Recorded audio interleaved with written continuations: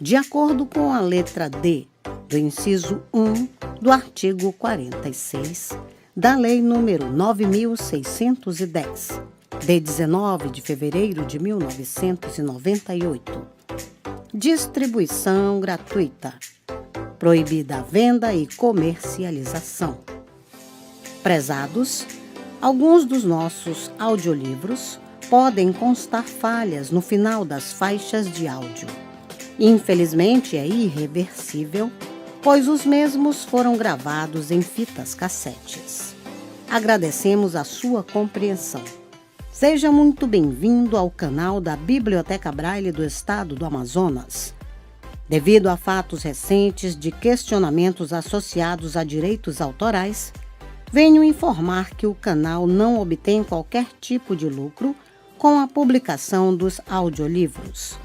Levamos a acessibilidade para as pessoas com deficiência visual. Caso você seja autor ou proprietário dos direitos autorais de algum audiolivro publicado aqui no canal, peço que faça contato via e-mail ou através dos comentários, que se assim for determinado, o audiolivro será retirado do ar. Relembrando, não queremos e não obtemos nenhum tipo de lucro com as visualizações. Nosso objetivo é levar a acessibilidade para as pessoas com deficiência visual. Agradecemos pela sua atenção. Livro postado por Larissa Martins. Se você gostou, deixe seu like e se inscreva no nosso canal.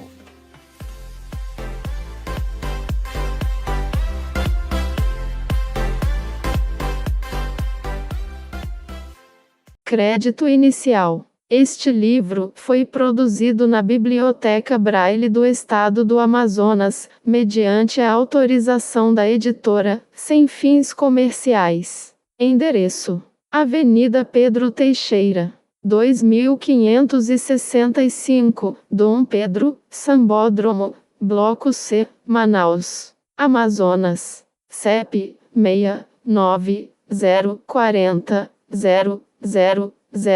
Telefone: 0923622089. E-mail: braille@cultura.am.gov.br. Nota importante: esta obra foi preparada para ser lida, exclusivamente, por pessoas com deficiência visual. Salienta-se que qualquer outra utilização que se dê a este material é ilegal e o infrator arcará com as responsabilidades. Livro falado. Livro para ouvir a qualquer hora em qualquer lugar. Pensando em você. A Biblioteca Braille do Estado do Amazonas produz inúmeros livros. Aproveite seu tempo adquirindo cultura e entretenimento. Livro falado, um novo conceito de leitura para você. Nome do livro: Alma Portuguesa, facsimilado. Autora: Eolina Tomé de Souza. Coleção Documentos da Amazônia. Editora: Edições Governo do Estado. Descrição da capa: a capa é dividida em duas partes, por uma faixa preta. A parte superior é de fundo marrom. No topo da capa está a logo da coleção Documentos da Amazônia, em caixa alta na cor branca. Logo abaixo, centralizado, está o título Alma Portuguesa, em letra maiúscula, na cor branca. Em seguida, também centralizado, está o nome da autora, Eolina Tomé de Souza, em letra maiúscula, também na cor branca. Na faixa preta, centralizado, em letra minúscula, na cor branca está escrito, facsimilado, número 120. Abaixo da faixa, encontra-se a gravura de uma comunidade ribeirinha, em tons de sépia. Sobre a gravura, há uma foto de dois homens de etnia indígena, um em cada canoa.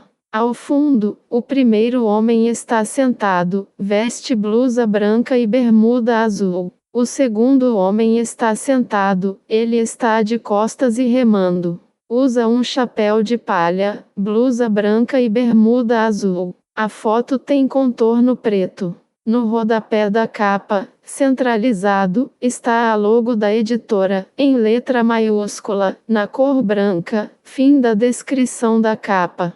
Dados internacionais de catalogação na publicação. Abre parênteses, Câmara Brasileira do Livro, fecha parênteses, abre parênteses, CIP, fecha parênteses. Copyright 2009, Governo do Estado do Amazonas. Secretaria de Estado da Cultura, Turismo e Desporto. Coordenação editorial, Antônio Alzier.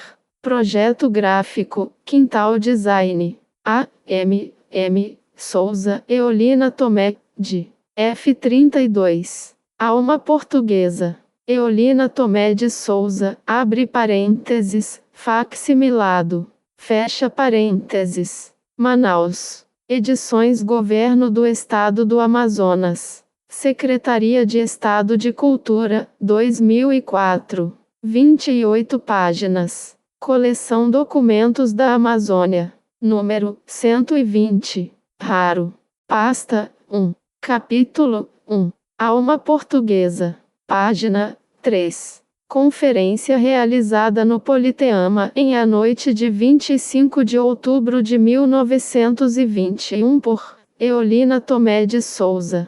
Dedicada à distinta colônia lusa, domiciliada em Manaus. A atmosfera sadia das lutas desenroladas em Portugal será o início de uma verdadeira renascença do espírito luso.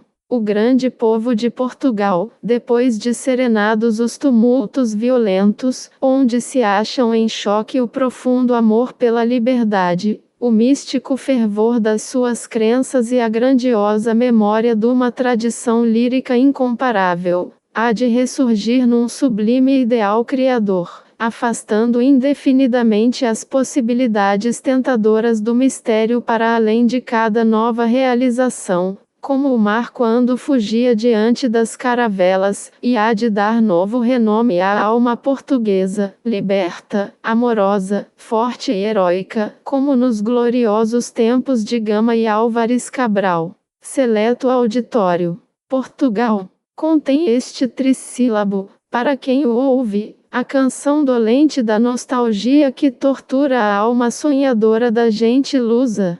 Portugal é um deslumbrante presépio, onde parece figurar aprazíveis reis magos, no prodígio da Galileia. Visto de qualquer maneira, no resumido pedaço de terra, situado no extremo da Península Ibérica, Portugal esponta na poesia alegre e vivida do folhedo misterioso dos carvalhos, na alacridade dos vinhedos sazonados manchando a terra fecunda, na casaria branca, no campanário esguio, no céu diafano bistrado de um azul diluído é nas asas alvadias do moinho, a grasnar no fim do açude de espumas brancas. Um relance de olhos, basta para se sentir o conjunto, sem demora de análises, num repouso d'alma e de sentidos. E essa natureza convivente e familiar, concorre poderosamente para a formação do temperamento e do caráter dessa gente, que ri sempre e falia continuamente com o coração à vista,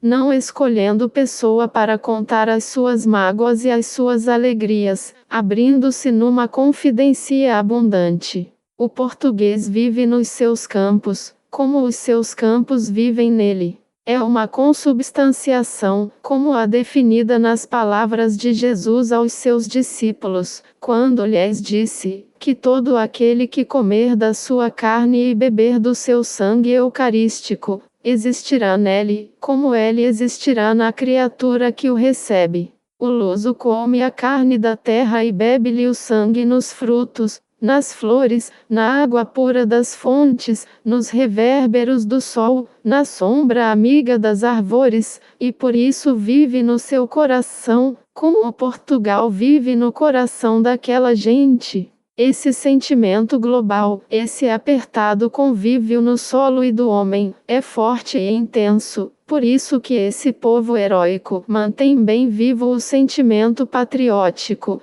mais do que qualquer outro povo. Ali o homem deixa de ser pessoa, o seu naturismo absoluto transforma-se em egoísmo poético. A vida elementar, que fervilha em torno, concorre muito para essa transubstanciação cósmica.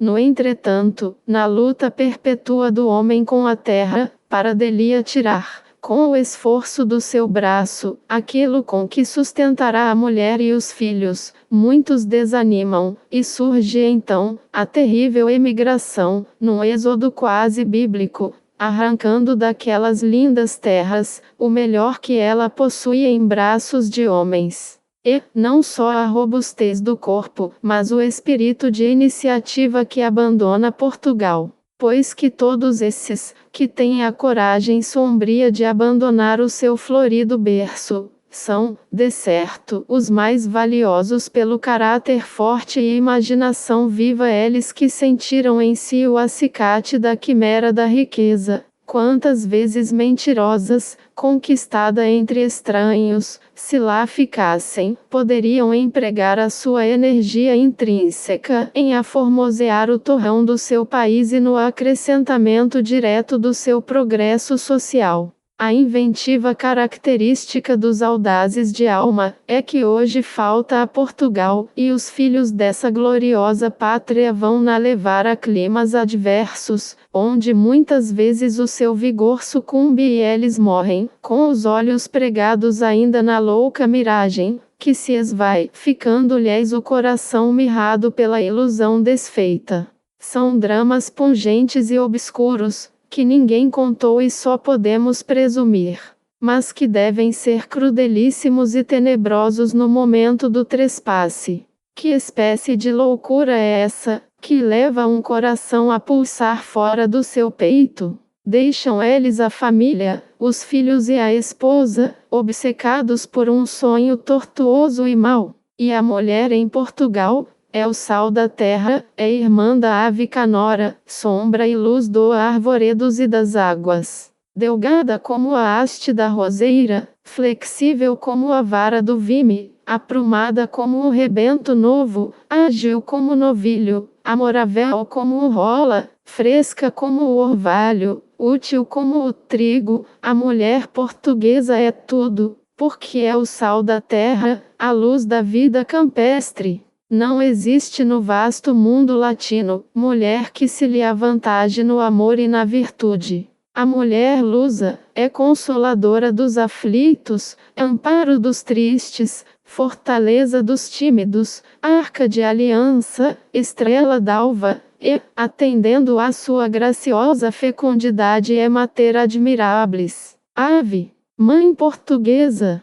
Mas, aliar de Portugal é aliar do Brasil, é falar mais de vós ainda. Representais o Portugal nestas paragens remotas da América Portuguesa, ou antes, sois o Brasil, porque sois o passado deste colosso e o vosso futuro é também o porvir da nação que criastes. Tudo morre, tudo passa, tudo desaparece sobre a terra. As nações decaem e envelhecem, mas a suprema consolação da velhice e a única forma de vencer a morte é a ressurreição da própria vontade e da própria glória, na vontade e na glória dos filhos. Assim, portanto, necessário se torna que Portugal e Brasil, em tão íntima aliança política, mostrem nas suas relações com todas as outras nações, internacionalmente, que entre Brasil e Portugal não existem duas nações, mas uma só, a gloriosa raça lusitana. E esta aliança política entre duas pátrias seria a única aliança profícua e perdurável, porque, antes de existirem tratados, já a impõem a identidade da raça e a unidade da língua. Senhores, Há 4 séculos, uma rajada de vento misterioso, um heróico impulso de ansiedade e orgulho, desviou ao largo as velas e fez voltar os rostos impávidos das naus em direção à terra de Santa Cruz, guiadas pelos marinheiros de Portugal, que iam nas águas do mar. Aqui, isolados do resto do mundo, eles viveram, cresceram e se tornaram fortes. E depois de várias gerações, hoje, no mesmo solo, se reconhecem, na profunda irmanação da mesma língua, o que importa dizer do mesmo gênio, da mesma cultura e da mesma afetividade. Será abaldado o esforço do jacobinismo para separar Brasil da lusa-terra? Porque Portugal, neste supremo instante de dor paternal, estende ao nosso país, através das águas oceânicas, os seus braços, a sua alma, toda a sua infinita confiança e todo o seu infinito amor, mesmo porque o Brasil foi sempre o filho caprichoso do Portugal heróico e forte. O Brasil de 1500 não chegou nunca a ser uma colônia. Porque foi nação, porque foi logo pátria. A nova pátria portuguesa, com novos heróis, o Brasil de 1645 ergueu-se grande como Portugal de 1640 e a mesma fé que levou o povo luso à Revolução de 20, arrastou o brasileiro à independência de 1822. Abrasou-nos o mesmo ideal. E ontem, quando Portugal entrou na falange das nações heróicas que se bateram pela causa augusta do direito e da justiça, sentiu-se forte, esplendoroso, porque levava na alma a hóstia sagrada, que é a alma do Brasil, da essência ideal que imortalizou as descobertas portuguesas, e fez por um instante na história do globo, de um punhado de marinheiros e de cavadores a maior pátria do mundo, a eleita do eterno, a encarnação heróica do divino. 3 monumentos de beleza ficaram à lusitana gente. Um retábulo, um templo, uma epopeia. 3 Lusíadas. Os de Nuno Gonçalves, os de Camões e os de Santa Maria de Belém. Criaram Esquilo e Prometeu, o Redentor e o Cantor, o herói ovante que liberta e o gênio irmão, que o traduz em música. A música da luz, a do mármore, a da palavra. E ao mesmo tempo que geraram as 2 grandes epopeias equivalentes, uma na ação, outra no cântico, reproduziam a pátria maravilhosa que deu alma à Lusitânia, criando um novo Portugal, o do futuro, debaixo de novo céu, no mundo novo. O Brasil é a eucarística sagrada dos Lusíadas. Fê-lo Portugal à sua imagem e semelhança, com torrentes de vida, o seu sangue. Com um hino de aurora, a sua fé. Com estrelas de dor, as suas lágrimas. Fê-lo com beijos e canções, batalhando e rezando. Portugal é uma pátria sublime, porque é a mãe divina do condestável, a mãe do infante descobridor e do infante mártir.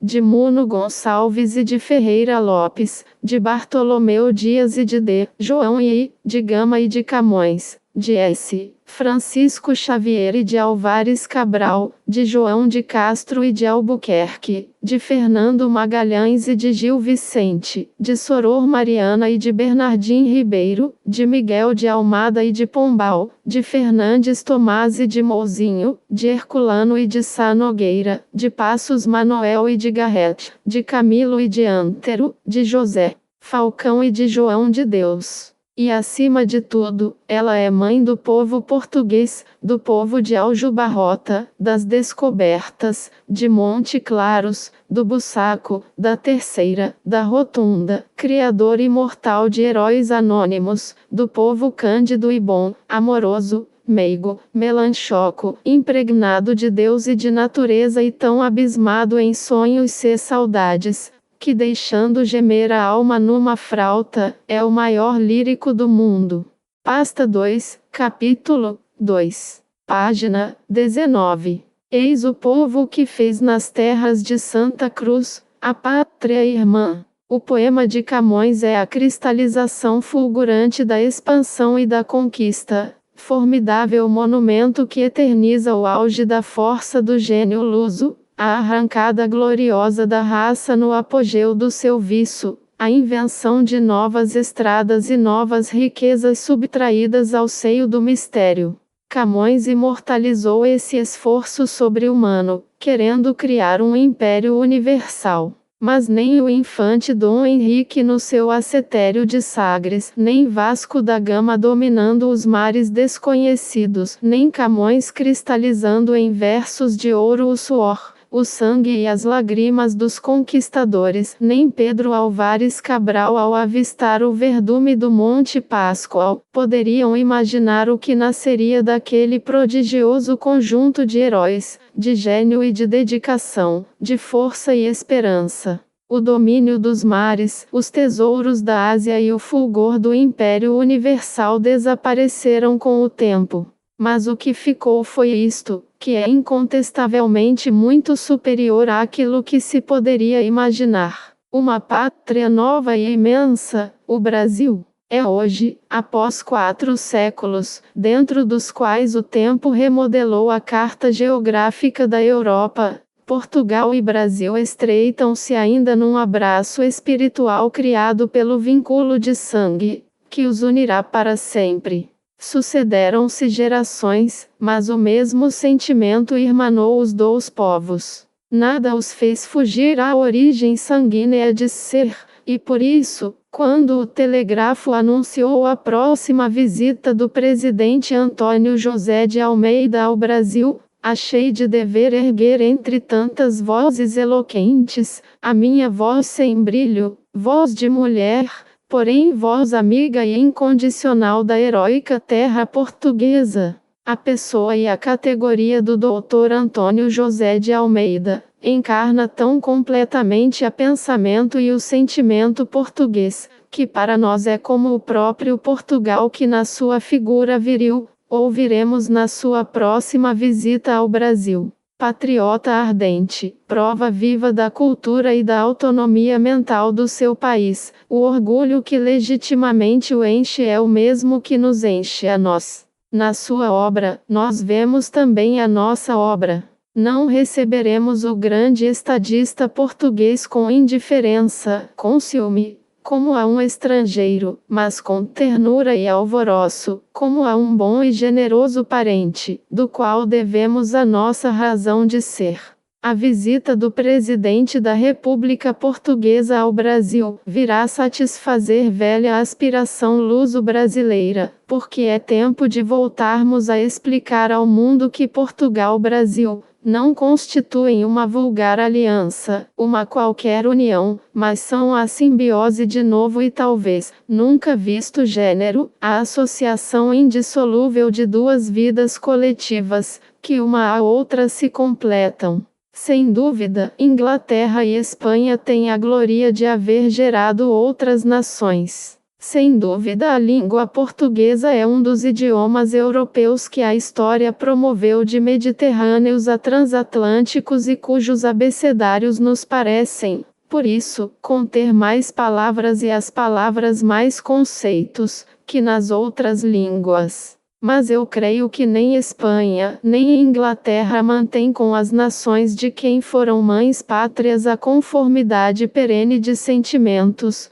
a continuidade de penetração e assimilação, que tão singularmente caracterizam a história e a vida luso-brasileira. O influxo materno, repartido por tantos descendentes, diluiu-se e enfraqueceu-se. Portugal, ao contrário, teve um filho único, o Brasil, e deu-lhe todo o sangue e toda sua alma. E assim, nem o espanhol que se fala na América Espanhola, nem o inglês que se fala na América Inglesa, tem para os ouvidos das primitivas metrópoles, o encanto mágico que para o português encerra a língua fatiada no imenso continente brasileiro. A repercussão da vida portuguesa sobre a vida brasileira tem que progredir e assumir diariamente formas mais variadas. Portugal será para nós uma escola de energia, de patriotismo, de todas as virtudes cívicas.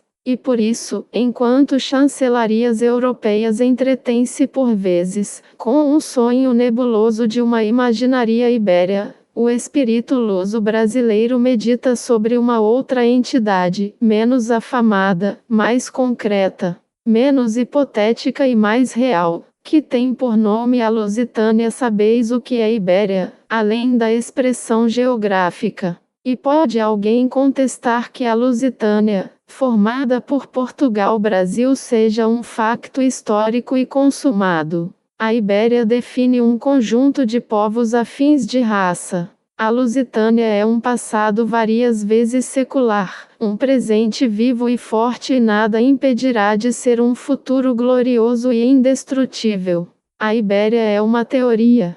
A Lusitânia é um facto que acaba de definir-se aos olhos do mundo, na mais fecunda, na mais prometedora das suas modalidades. E a próxima visita do presidente Antônio José de Almeida ao Brasil virá cimentar triunfadoramente esse sentimento luso-brasileiro, que estreita através o oceano, num abraço fraternal, os dois povos, em cujas veias corre o mesmo sangue glorioso dos heróicos navegadores lusos. Mas, generosa colônia portuguesa, em um pequeno recanto do meio-dia europeu, dorme sobre os louros conquistados o velho Portugal. Pelos olhos entusiastas da minha grande admiração, vejo-o no seu sono, estendido sobre o coxim macio e grandioso do heroísmo, que imprimiu em Dom João II, a energia para despojar a nobreza de seus privilégios e erguer a classe média, do rebutalho vilipendiador em que vegetava. Imagino a vida, a energia, a fé, a bravura e a sede de progresso que impulsionaram os músculos de aço de Portugal, outrora, quando ainda o fogo ardente da mocidade irrequieta o atirou ao mar, rumo largo, na predestinação de rasgar as portas do porvir e abrir à civilização as antecâmaras de novos mundos maravilhosos. No castelo de proa de uma galera, rompendo a fúria potencial das tempestades desencadeadas e dos verdes mares revoltos, à procura de continentes impreconcebidos, para solidificar, engrandecer e subir, como no campo raso das batalhas encarniçadas, o heroísmo português imprimiu ao mundo o sinete em relevo da sua bravura. Passou através de várias gerações, tornando-se e constituindo-se hoje uma qualidade inata e característica do povo luso. Durante um século, Portugal derramou a luz das grandes descobertas nos 4 pontos do universo. Arrancou das trevas em gesto de rasgados heroísmos populações primitivas. Estabeleceu e concorreu com o maior coeficiente para as relações comerciais entre os mais afastados povos.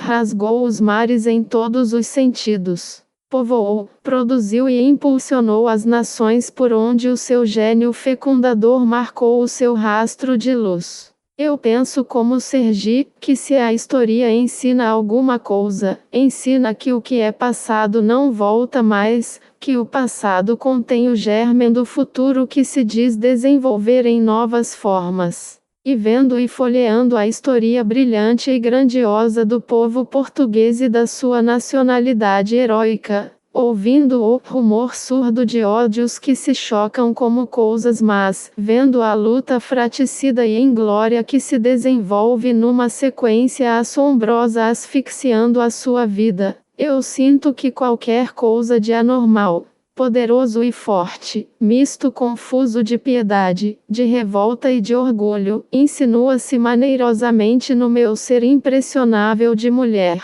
predispondo-me às lágrimas, porque na fusão desencontrada do meu sangue, eu descubro em grande quantidade o calor do sangue português. A virilidade de um povo mede-se quase sempre pela energia dos seus ideais e por bastantes que eles sejam, reduzem-se no serviço da causa pública, aos ditames da liberdade. E em Portugal, onde é nova a forma de governo, é fatal a expansão natural, algo de artificioso, mas que lhe servirá por força de traço de união entre as novas e as velhas necessidades, entre as instituições de ontem e as de hoje, muito mais humanas, também muito mais livres e racionais. Um espírito novo, reacionário, remodelador, anima e predispõe os indivíduos, os povos, a humanidade e a consciência da própria individualidade, que é a alma das nações modernas.